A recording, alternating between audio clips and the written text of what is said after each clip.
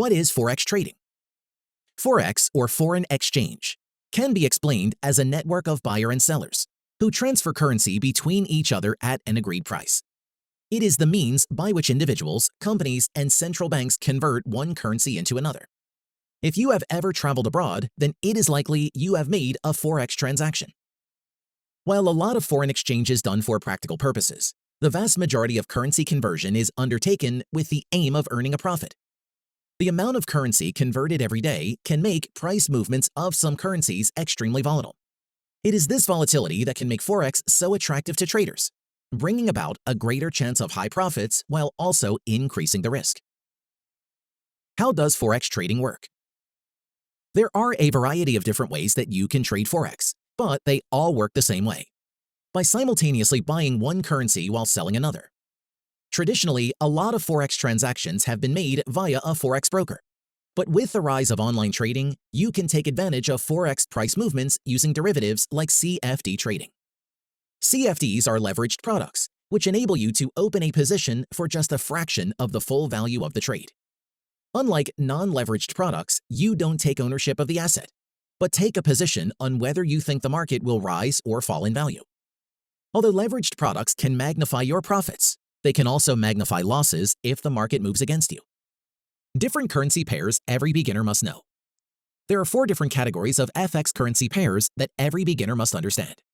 These categories are major Forex pairs. 7 currencies that make up 80% of global Forex trading includes EUR-USD, USD-JPY, GBP-USD, USD-CHF, USD-CAD, and AUD-USD. Minor Forex pairs.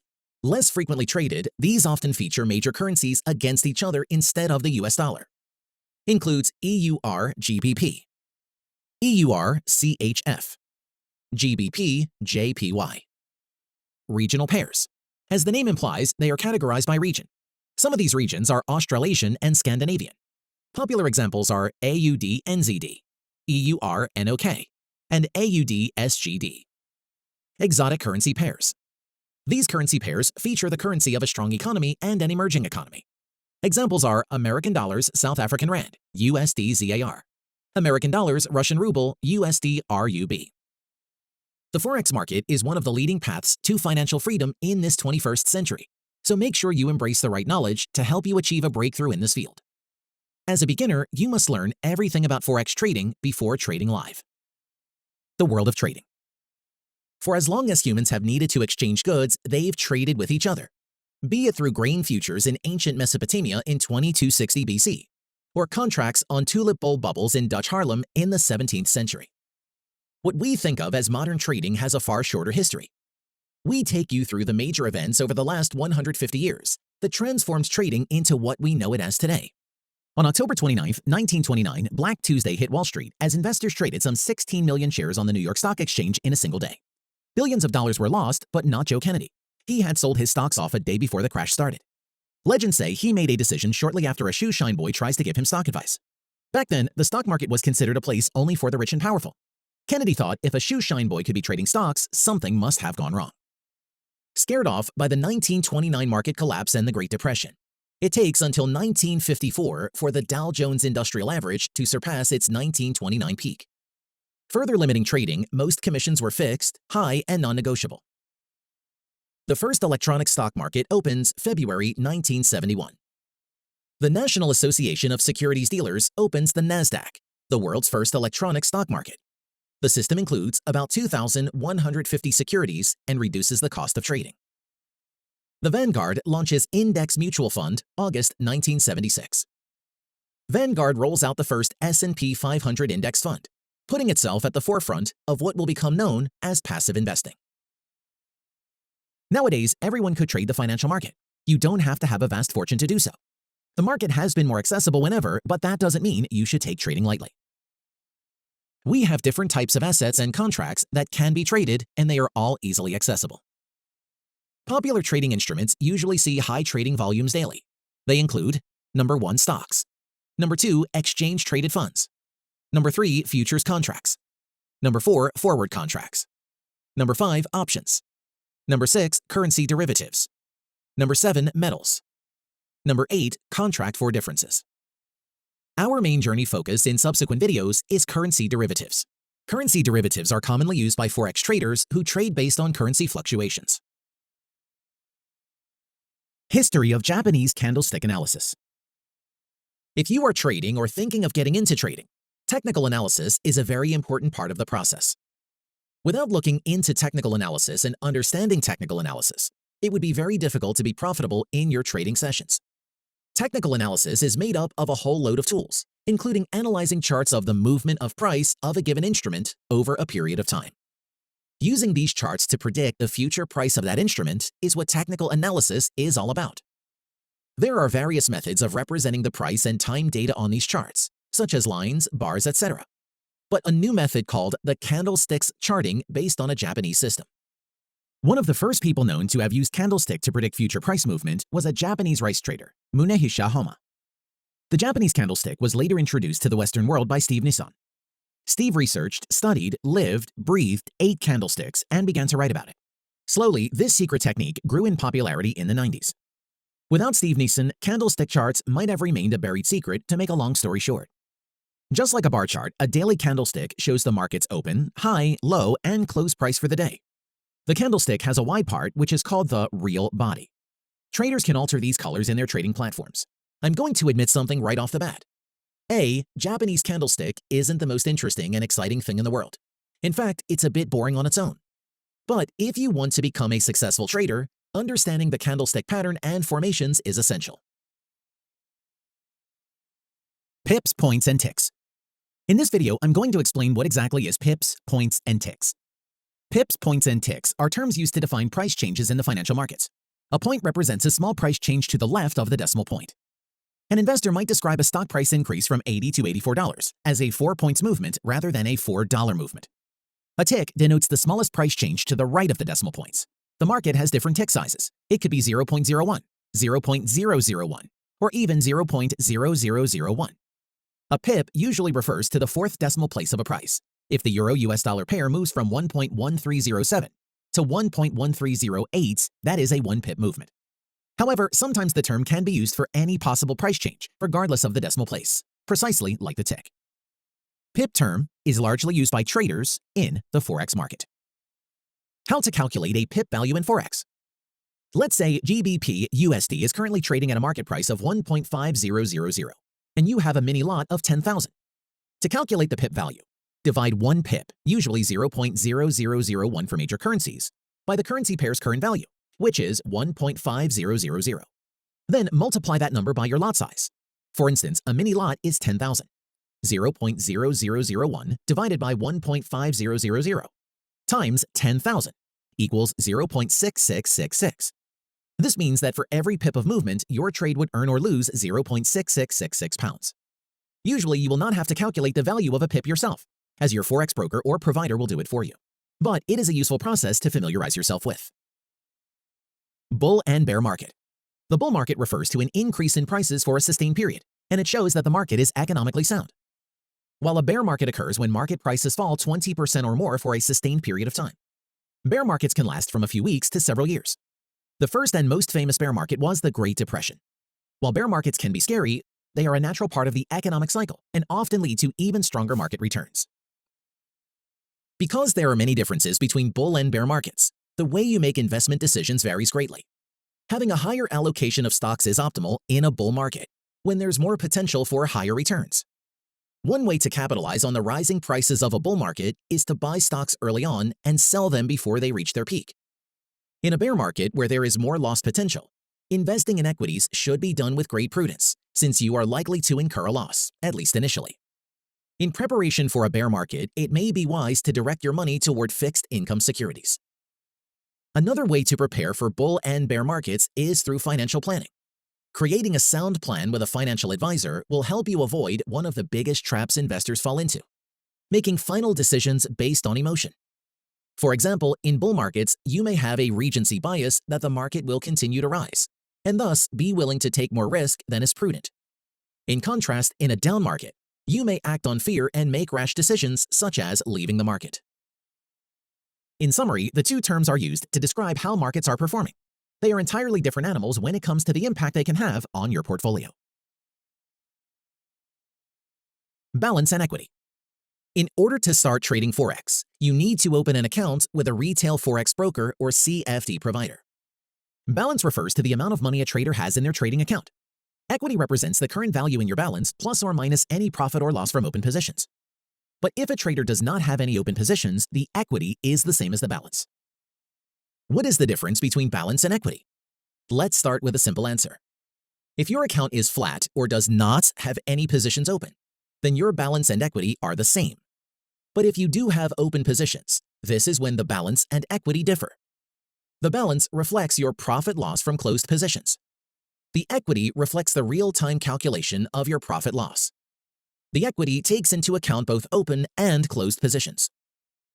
This means that when you're looking at your balance, it is not the actual real-time amount of your funds. Since equity includes current profits or losses from open trades, it is equity that shows the real-time amount of your funds. It's possible to have a very large balance but very small equity. This happens when your open positions have a large, unrealized floating losses.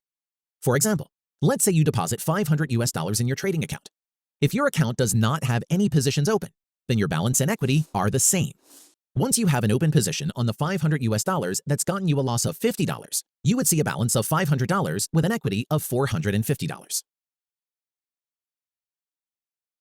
Recap.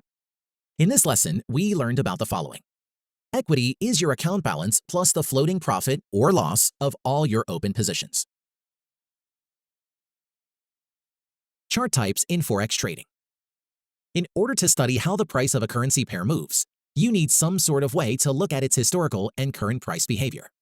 A chart is simply a visual representation of a currency pair's price over a set period of time. Let's take a look at three most popular types of price charts. Number 1, line chart. Number 2, bar chart. Number 3, candlestick chart. Line charts are drawn by simply connecting one closing price to the next closing price in one single line. The main advantage of this type of chart is that it's extremely clean. It filters out a lot of market noise. It's simple to follow, but the line chart may not provide the trader with much detail about price behavior within the period. All you know is that price closed at X at the end of the period.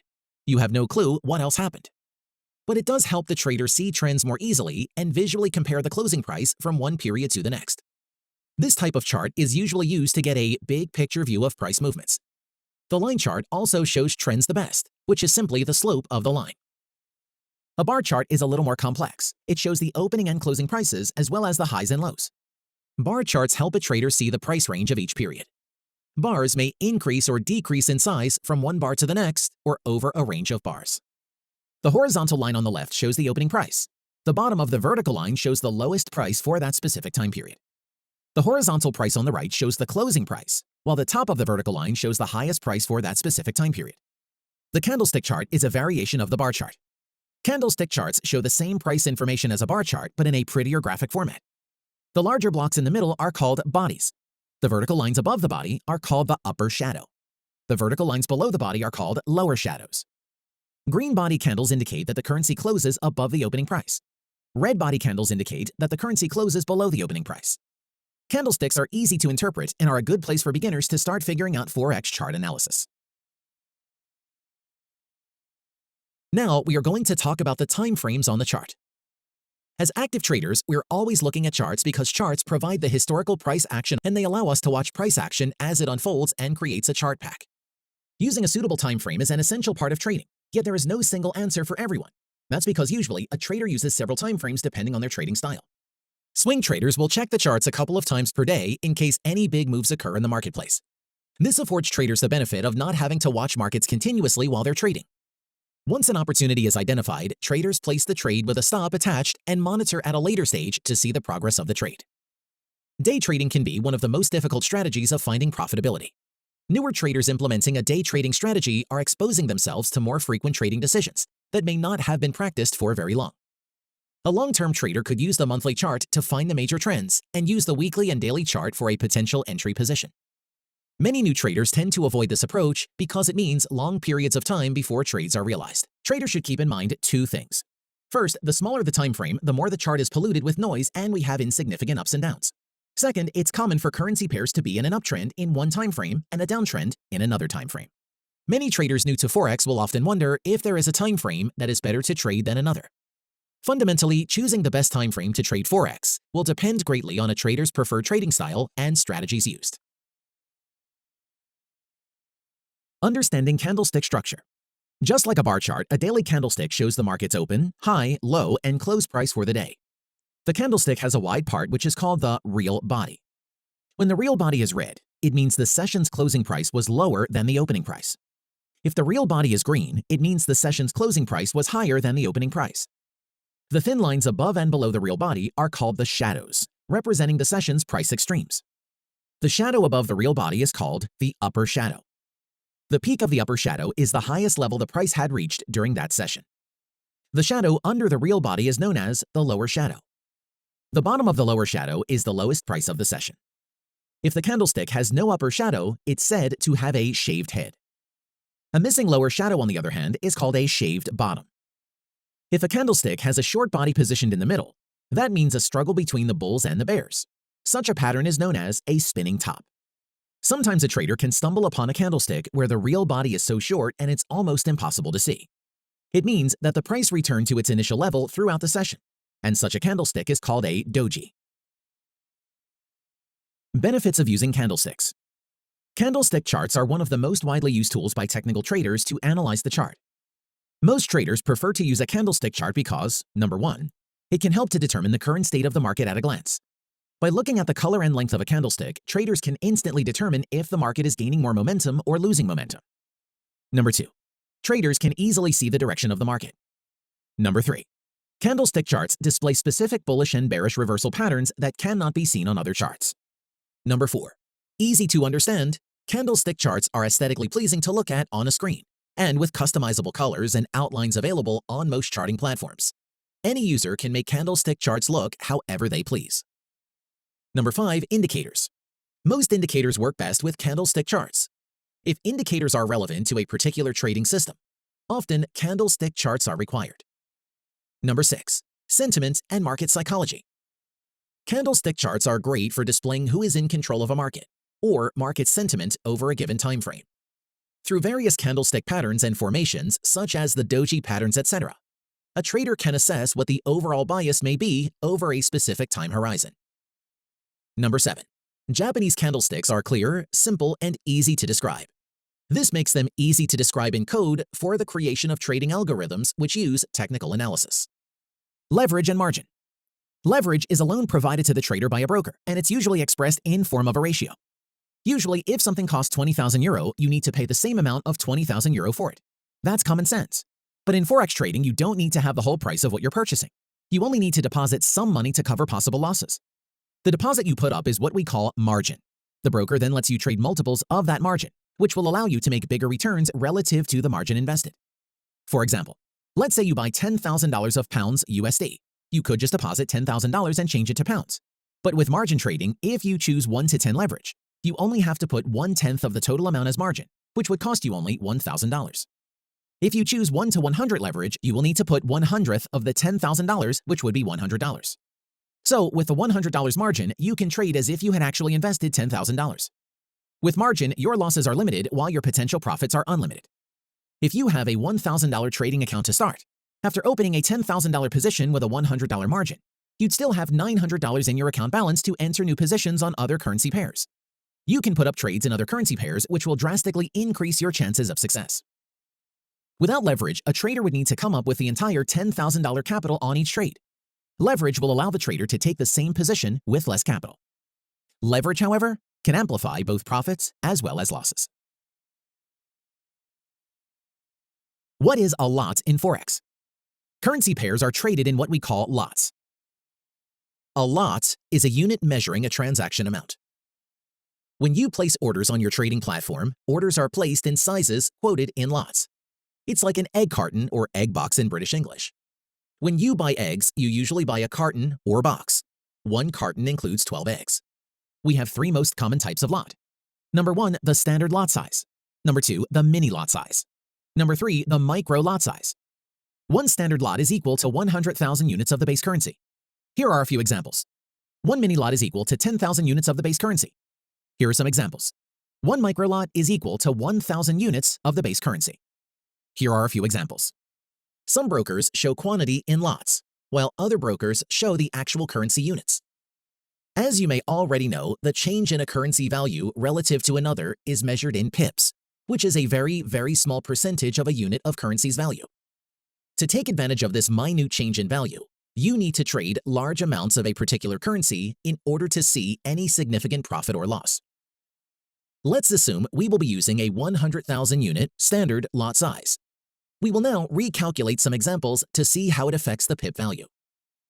USD JPY at an exchange rate of 119.80 equals 0.01 divided by 119.80 times 100,000 equals $8.34 per pip. In cases where the US dollar is not quoted first, the formula is slightly different. The spread is how no-commission brokers make their money. This spread is the fee for providing transaction immediacy. This is why the terms transaction cost. Now you know what a Forex lot is. Pending orders. Basically, the term order refers to how you will enter or exit a trade. Here, we discuss the different types of orders that can be placed in the Forex market. Be sure that you know which types of orders your broker accepts. Different brokers accept different types of Forex orders. For instance, OctaFX accepts several types of Forex orders. Orders fall into two buckets. Number one, market order. An order instantly executed against the price that your broker has provided. Number two, pending order. A pending order, also known as an entry order, is placed when a trader wants a position to be opened when the price is moved to a certain level. Pending orders can be buy limit order, sell limit order, buy stop order, or sell stop order. Let's take a look at each of them with examples. With buy limit order, the market is currently declining, but the trader believes that the market will bounce back. Therefore, an entry point is created below the current price level. Sell limit order. Trader anticipates the uptrend to reverse into a downtrend, so he set what we call a sell limit order in a much better market position above the present price level. Buy stop order is selected when the trader anticipates the current uptrend to continue rising. Therefore, the entry is positioned above the current price. On the other hand, a sell stop order is placed below the present price during an anticipated downtrend continuation. Let's see how it's done in MT4. Click New Order. In the box called Type, choose Pending Order. Additional parameters will appear in the window. For example, we want to buy pounds yen, 30 pips below the current price. The order type should be Buy Limit. You can type the price level at the price box. You can also set the expiry time of an order. If the order wasn't triggered before this time, the order will be deleted automatically. Now you can click Place. Short and long positions in Forex trading. Understanding the basics of going long or short in Forex is fundamental for all beginner traders. Taking a long or short position comes down to whether a trader thinks a currency will appreciate or go up, or depreciate, go down, relative to another currency. Simply put, when a trader thinks a currency will appreciate, they will go long the underlying currency. And when the trader expects the currency to depreciate, they will go short the underlying currency. A Forex position is the amount of a currency that is owned by an individual or entity, who then has exposure to the movements of the currency against other currencies. In the trading of assets, an investor can take two types of positions. Number one, short. Number two, long. In the case of a short position, traders are hoping that a currency will decrease in the future, so they sell it at a higher price and buy it back at a lower price in the future. This option is known as going short. For example, if the New Zealand dollar against the US dollar is worth 0.7000, and the trader analysis shows that it might depreciate in the future to 0.6980, the trader would sell at the high price, or in other words, go short, once the price depreciates to 0.6980. They buy back and make money from the price movement. In the case of the long position, it's the typical opposite of the short position, in which you buy low and sell high, some traders hoping for a currency to increase in the future. They usually buy at a lower price and sell it back at a higher price. This option is known as going long. For example, when a trader executes a buy order, they hold a long position in the underlying instrument they bought. Example, USD JPY. Here, they are expecting the US dollar to appreciate against the Japanese yen. Traders look for buy signals to enter long positions. Indicators are used by traders to look for buy and sell signals to enter the market. An example of a buy signal is when a currency falls to a level of support. In the chart here, USD JPY depreciates to support level multiple times. This level becomes a support level and offers traders a buy signal when the price dips to that level. These are short and long positions in a nutshell. Stop loss and take profit order. As we've already explained, if you are considering trading in the financial market, one of the keys to achieving success in financial markets over the long term is prudent risk management. That's why stop losses and take profits should be an integral part of your trading. A stop loss is a predefined level on the price chart that closes a losing position, even if the trader is not with their device. It ensures minimum losses and closes a position. It's abbreviated as SL. For example, a trader goes long or enters a buy position by entering the market at 1.1270, expecting the price to move higher. He knows the market is unpredictable and it might go in the opposite positions than its expectations. So he places the stop loss below the entry price if the bid price hits the stop loss at 1.1225. The position is closed and a minimum loss is ensured. Stop losses are free to use and they protect your account against adverse market moves. But please be aware that they cannot guarantee your position every time. If the market becomes suddenly volatile and gaps beyond your stop level, jumps from one price to the next without trading at the levels in between, it's possible your position could be closed at a worse level than requested. This is known as price slippage. A take profit order is a standing order to close a profitable position once it reaches a certain level of profit. Selling at this price ensures that the trader will make a profit on the trade. Take profit is abbreviated as TP. For example, a trader goes long or enters a buy position by entering the market at 1.2900, expecting the price to move higher. He wants to benefit from the raise, so he places a take profit order at a point higher than the entry price, say 1.1370. If the bid price hit the predefined take profit at 1.1370, the position is closed in profits. The stop loss and take profit can be preset before entering a trade. On MetaTrader 4 platform, right-click on your chart screen, hover your mouse on trading, then select New Order. Here, you can input the value of your stop loss and the value of your take profit before executing your trade. It's important to remember that a stop loss or a take profit is always connected to an open position or a pending order. You can adjust both once your trade has been opened and you're monitoring the market. Bid and ask prices. The bid price is the best potential price a Forex trader is willing to sell or transact at. It is always slightly below the market price. Ask price is the price a trader is willing to buy a currency pair at. It is always slightly above the market price. A simple analogy is to pretend that you're visiting a watch store. You see a watch you like and inquire about the price. The watch dealer asks for $1,000. Notice how the ask price is from the perspective of the watch dealer. This means that the watch dealer is willing to sell you the watch for $1,000. Now, let's say you're interested but would like to trade in your current watch, a Rolex. The watch dealer bids $5,000 for your Rolex watch. Notice how the bid price is from the perspective of the watch dealer. This means that the watch dealer is willing to buy the Rolex watch from you for $5,000. If you think you can get a higher price for the Rolex watch, you're free to get bids from other people as well. Your Forex broker is like the watch dealer, so you can apply these same concepts in Forex trading. The price we see on the chart is always a bid price. Ask price is always higher than the bid price by a few pips. Let me explain in more detail. The euro against the US dollar has a bid price of 1.1250. That's the price a trader wants to sell the euro US dollar. For instance, a seller who thinks the price would decrease might sell at the bid price to take advantage of the fall. If the euro against the US dollar has an asking price of 1.1251, that's the price a trader wants to buy the euro US dollar. So the difference between the ask and the bid price is known as the spread.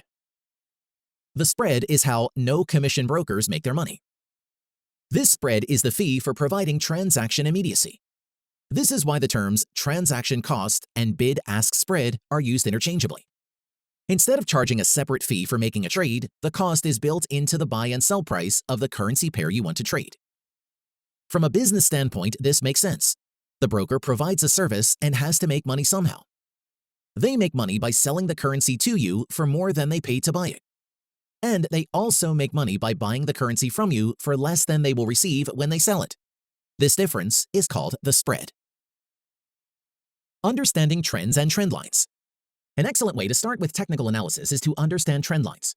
By definition, a trend line is a line connecting two or more lows or two or more highs, with the lines projected out into the future. Trend lines are probably the most common form of technical analysis in Forex trading. They are probably one of the most underutilized ones as well. If drawn correctly, they can be as accurate as any other method. Unfortunately, most Forex traders don't draw them correctly or try to make the line fit the market instead of the other way around. The main benefit of drawing trend lines is that they make the picture on the chart clearer. To succeed in trading, you should be able to find useful information on the chart, separate it from the useless info, and project it to the future. Analyzing the trend line will help to find other formations and consequently make the right trading decisions. It's possible to draw many trend lines on one chart, but too many lines will confuse you. The goal is to choose the most evident lines and draw them. If a trend line is obvious, then many traders, including large speculators, will notice it. As a result, the odds that such a line will hold the movement of a currency pair are higher. Types of trends. There are 3 types of trends. Number 1, uptrend. An uptrend occurs when the price is creating higher highs and higher lows. Number 2, downtrend. A downtrend occurs when the price is creating lower highs and lower lows. Number 3, sideways trend. It occurs when the price bounces up and down in a sideways pattern. To draw Forex trend lines properly, all you have to do is locate 2 major tops or bottoms and connect them. What's next? Nothing. Is that it? Yep, it's that simple. Similar to the support and resistance practice, now try to identify the trend line in this price range. The blue line is the trend line. Notice that the lows are actually getting higher. It takes 3 touches to confirm a trend line. Like horizontal support and resistance levels, trend lines become stronger the more times they are tested. And most importantly, do not ever draw trend lines by forcing them to fit the market. If they do not fit right, then that trend line isn't a valid one. So, what is a technical indicator? A technical indicator is a mathematical calculation employed by traders to predict future price movements based on historical price and volume data. Indicators either overlay on price chart data like the moving averages and Bollinger Bands, or are shown below or above the chart like MACD and RSI. Those that are added outside the chart are called oscillators. An important thing to remember is that experienced investors tend not to make decisions based on a signal from one indicator. They usually confirm with at least one other technical indicator to make sure that it's not a false positive. To minimize false signals where the price movement differs from what was expected from the indicator, a technical indicator is often combined with other tests or with other indicators to increase its reliability. This is known as waiting for confirmation of the signal that the technical indicator generates. The additional tests are called filters. The most common filters is volume. Indicators usually have more significance when they are based on higher volume. Some indicators work better over specific time horizons, so it makes sense to choose those indicators that are suitable for your trading horizon. The frequency of trading signals is another factor to consider. If you are a day trader, you'd want indicators that generate many trading signals in a day. A swing trader would want fewer signals. Always remember that technical indicators are just that, indicators. They are not guarantees that a price will move a certain way. Forex trading is an art, and as traders, we need to learn how to use and combine the tools at hand in order to come up with a system that works for us. This brings us to our next lesson, putting all these indicators together. Moving average. Prices on the chart move up and down in a drastic moving market. Moving averages is an indicator that helps to smooth the price data in a chart in order to see the average value. There are 2 basic types of moving averages, the simple moving average and the exponential moving average, SMA and EMA in short form. The 10, 20, 50, 100, and 200 period moving averages are the most common moving averages that Forex traders use. The simplest way is to just plot a single moving average on the chart. When price action tends to stay above the moving average, it signals that price is in a general uptrend. If price action tends to stay below the moving average, then it indicates that it is in a downtrend. Number 2, exponential moving average. At this point, I could get all technical on the differences, but just know that an exponential moving average places more weights on more recent prices. Because of this, the exponential moving average is considered more reactive or up-to-date than the simple moving average. I personally use the 10 and 20 exponential moving averages. How to add the 10 and 20 exponential moving averages on your TradingView.com chart. Click Indicators. Search for EMA. Click on Moving Average Exponential. Over here, you can see the moving average line.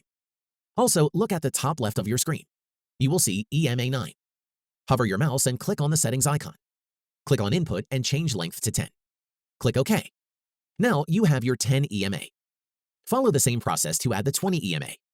Click again on Indicators. Search for EMA. Click on Moving Average Exponential. Over here, you can see the second EMA line. Also, look at the top left of your screen. You will see the newly added EMA 9. Hover your mouse and click on the settings icon. Change color to orange. Click on Input and change length to 20. Click OK. Now you have your 10 and 20 EMA plotted on your chart. How to use moving averages. Number 1, trend analysis. Look at the chart here. When the 10 EMA is on top of the 20 EMA, the trend is generally an uptrend. And in this scenario, we will be looking out for buy opportunities only. On the flip side, when the 10 EMA is below the 20 EMA, we only want to be looking for selling opportunities as this often represents a downtrend. Number 2. Moving averages acting as support and resistance. Let's take a look at the 10 and 20 EMA acting as resistance during a downtrend. Notice how once the 10 EMA crossed under the 20 EMA, it began to act as a resistance. You can see that price couldn't break above the crossover point here. This type of resistance, combined with a price action sell signal, can be a powerful combination. Let's take a look at the 10 and 20 EMA acting as support during an uptrend. Notice how the 10 EMA crossed above the 20 EMA. The point here began to act as support. You can see that price couldn't break below the crossover point. I hope this lesson has given you some ideas about how to use moving averages. The two methods are my personal favorite and have served me well over the years. Also, have in mind that a moving average is based on past prices and is known as a lagging indicator. Therefore, it will not warn you in advance. RSI stands for Relative Strength Index.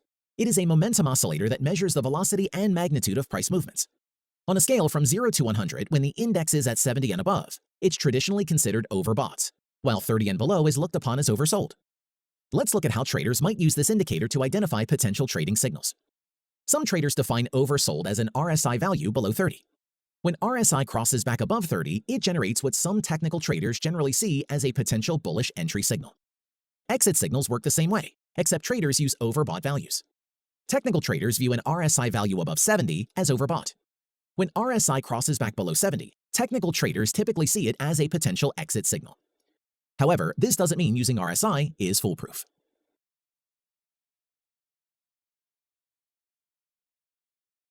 Support and resistance. Support and resistance is one of the most widely used concepts in the financial markets.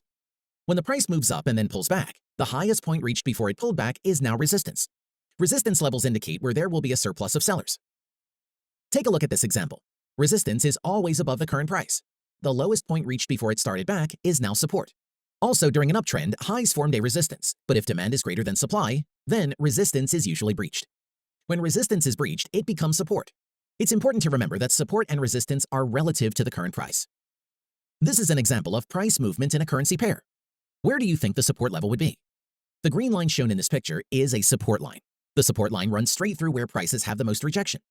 This is another practice example for resistance level. Where do you think the resistance level would be? The resistance level runs across where price can seem to break above, so it's at the top of the chart. One thing to remember is that support and resistance levels are not exact numbers.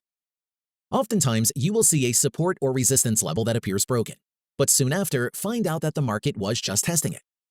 With candlestick charts, these tests of support and resistance are usually represented by the candlestick shadows. Notice how the shadows of the candles tested the support level. At those times, it seemed like the price was breaking support. In hindsight, we can see that the price was merely testing that level. What is fundamental analysis? Fundamental analysis is the process of predicting the Forex market by analyzing economic, social, and political forces that may affect currency prices. To be able to use fundamental analysis, it is essential to understand how economic, financial, and political news will impact currency exchange rates. This requires a good understanding of macroeconomics and geopolitics. No need to be intimidated by such fancy-sounding words, though. For now, just know that fundamental analysis is a way of analyzing the potential moves of a currency through the strength or weakness of that country's economic outlook. Pros of fundamental analysis. Fundamental analysis helps traders and investors to gather the right information to make rational decisions about what position to take. By basing these decisions on financial data, there is limited room for personal biases. Rather than establishing entry and exit points, fundamental analysis seeks to understand the value of an asset, so that traders can take a much longer-term view of the market. Once the trader has determined a numerical value for the asset, they can compare it to the current market price to assess whether the asset is over or undervalued. The aim is to then profit from the market correction. Cons of fundamental analysis. Fundamental analysis can be time-consuming.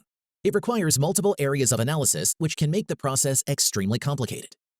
As fundamental analysis takes a much longer-term view of the market, the results of the findings are not suitable for quick decisions.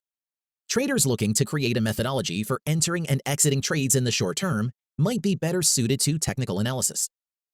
It is also important to consider the best and worst case scenario. While fundamental analysis provides a more well-rounded view of the market, it is possible for negative economic, political, or legislative changes to surprise markets. Economic calendar. Traders use an economic calendar to monitor events that have a high probability of impacting the financial markets. Examples of events that are listed on an economic calendar include interest rate decisions, payroll numbers, changes in the gross domestic product, the consumer price index, and hundreds of other types of events. How to read the economic calendar? Visit myfxbook.com and click on Economic Calendar. Here you can see that the events on the calendar are graded none, low, medium, and high, depending on their likely degree of market impact. The fourth, which is high, means the event is expected to have a significant impact, while the effect of the other three will depend on other factors. The forecast is the median forecast of 20 to 240 economists surveyed by big agencies like Bloomberg.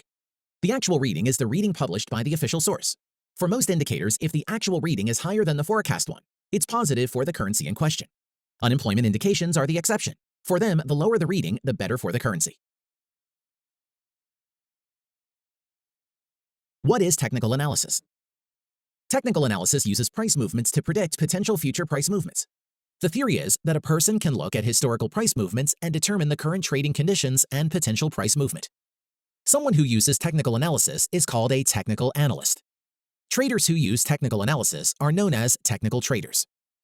The main evidence for using technical analysis is that, theoretically, all current market information is reflected in the price. Technical traders generally ascribe to the belief that it's all in the charts. This simply means that all known fundamental information is priced into the current market price. Technical analysis looks at the rhythm, flow, and trends in price action. Have you ever heard the old adage, history tends to repeat itself? Well, that's basically what technical analysis is all about. If a certain price held as a major support or resistance level in the past, Forex traders will keep an eye out for it and base their trades around that historical price level. The most common indicators of technical trading are Bollinger Bands, RSI, MACD, moving averages. As more and more Forex traders look for certain price levels and chart patterns, the more likely these patterns will manifest themselves again in the markets. Pros of technical analysis. Being able to identify the signals for price trends in a market is a key component of any trading strategy. All traders need to work out a methodology for locating the best entry and exit points in a market, and using technical analysis tools is a very popular way of doing so. In fact, technical analysis tools are so commonly used that many believe they have created self-fulfilling trading rules. As more and more traders use the same indicators to find support and resistance levels, there will be more buyers and sellers congregated around the same price points, and the patterns will inevitably be repeated. Cons of technical analysis. There will always be an element of market behavior that is unpredictable. There is no definitive guarantee that any form of analysis, technical or fundamental, will be 100% accurate. Although historical price patterns give us an insight into an asset's likely price trajectory, that is no promise of success. Traders should use a range of indicators and analysis tools to get the highest level of assurance possible, and have a risk management strategy in place to protect against adverse movements. How to trade with the moving average and RSI strategy. By using moving averages and the relative strength index, you can construct a strategy that delivers effective yet simple trades. I showed a detailed explanation of how to add the relative strength index indicator to your chart, and also how to add the moving average indicator to your chart in the previous video. So here on the chart, we have the 10 and 20 exponential moving average. Also, we have the 21 relative strength index indicator. RSI as oscillator moves between 0 and 100 levels. The level above 70 lines is the overbought level, and the level below the 30 lines is the oversold level. In the previous RSI video, we have already backtested the strategy with the RSI indicator, based on the intersection of the overbought and oversold levels. This time, let us check another reading of the indicator common for traders. The intersection of the 50 line is suitable for trading too. As another trigger signal of the trade entries, we take the intersection of the moving averages. The trade setup rules are very simple. Long trade entry rules. Number 1, 10 EMA should cross the 20 EMA to the upside, providing a signal of the possible reversal into the uptrend.